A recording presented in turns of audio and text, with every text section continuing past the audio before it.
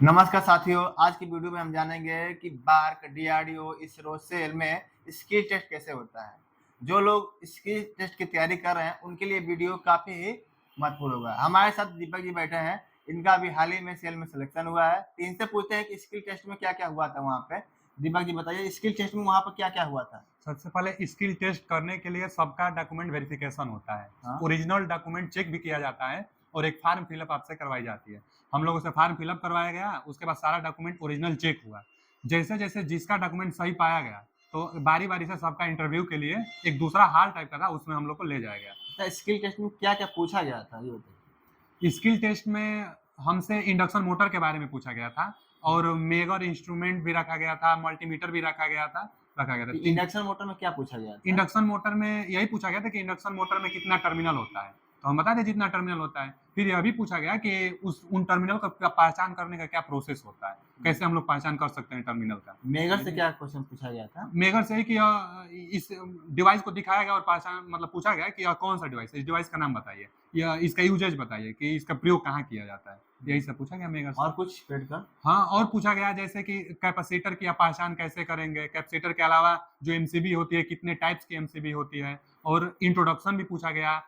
Skill test देने के लिए जब हम लोग गए थे, तो एक मैम थी और 3 टीचर थे। सब लोग बैठे थे, तो मैम भी अपना प्रश्न पूछ रही थी, फिर बारी-बारी से सर लोग भी अपना-अपना अपने हिसाब से प्रश्न पूछ रहे थे। अच्छा, कोई प्रैक्टिकल कराया गया कि नहीं कराया गया? प्रैक्टिकल नहीं कराया गया क्योंकि जनरली हम लोग इलेक्ट्रिकल से रिलेटेड आते हैं, तो इलेक्ट्रिकल का प्रैक्टिकल कराएँगे तो थोड़ा-सा खतरा के चांस होता है। तो प्रैक्टिकली वहाँ पर कराया तो नहीं गया किसी भी बच्चे से, जहाँ तक हम पूछे, सिर्फ़ वाइवा टाइप का पूछा गया, प्रैक्टिकली कराया नहीं गया था। अच्छा, अच्छा।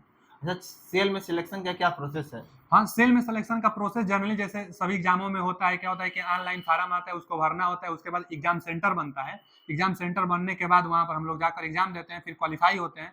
जो क्वालीफाई होगा, उसका स्किल टेस्ट होगा। तो क्वालीफाई करने के लिए जो हम लोग एग्ज़ाम दिए थे, तो दिल्ली में दिए थे हम लोग। पूरा इंडिया में एग्ज़ाम नहीं हुआ था, बस दिल्ली में हुआ था क्योंकि सेल का जो हेड ऑफ़िस है, वो दिल्ली में, इसलिए एग्ज़ाम जो हुआ था, सभी बच्चों का दिल्ली में हुआ था। अच्छा, जो सेल का एग्ज़ाम होता है, उसका सेंटर कहाँ-कहाँ जाता है? हाँ, वही उसका सेंटर दिल्ली में ही गया था और कहीं अच्छा, लगभग में हम लोग के बैच में नहीं गया था। दिल्ली में ही सबका सेंटर गया था। ठीक है। अच्छा, जो सेल का पैटर्न क्या है मतलब? हाँ, सेल का पैटर्न एग्ज़ाम प्रोसेस यही है कि पहला तो सीबीटी एग्ज़ाम होगा, जो कि यही मेन वेटेज होगा और सीबीटी एग्ज़ाम में जो क्वालीफाई करेगा उसका स्किल टेस्ट होता है। तो सीबीटी एग्ज़ाम 100 नंबर का होता है, अच्छा, 50 टेक्निकल और 50 नॉन स्किल टेक्निकल। टेस्ट जो होता है, उसको क्वालीफाई करना पड़ता है, उसकी कि मार्क भी होता है उसका? नहीं, स्किल टेस्ट बस क्वालीफाई करना होता है, उसका मार्क नहीं नंबर मिलता है। आपको मेन अच्छा। जितना नंबर उठाना होता है, सीबीटी एग्ज़ाम में नंबर उठाकर सिलेक्शन आप ले सकते हैं। अच्छा, कभी आप डीआरडीओ, इसरो, बार्क में एग्ज़ाम दिए हैं? जी सर, एग्ज़ाम भी दिए थे और अच्छा खासा एग्ज़ाम भी गया है, का रिज़ल्ट अभी आने वाला है, अभी इसरो का रिज़ल्ट अभी आया नहीं है, तो चांस है कि हो जाए। लेकिन जो इसरो और हम बार का एग्ज़ाम दिए थे, दोनों का पेपर एकदम ईज़ी आया था।